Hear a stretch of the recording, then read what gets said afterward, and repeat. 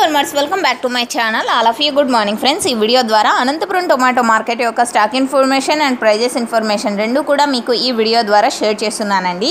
And ఇక్కడ వచ్చేసి stock ఏమాత్రం లేదు అని చెప్పొచ్చు, అంటే చాలా తక్కువగా ఉంది. అండ్ బయ్యర్స్ ఏమి పెద్ద మొత్తంలో ఉండి బయ్యింగ్ చేయడము, యాక్షన్ జరగడము, సో ఇవన్నీ అయితే లేవండి.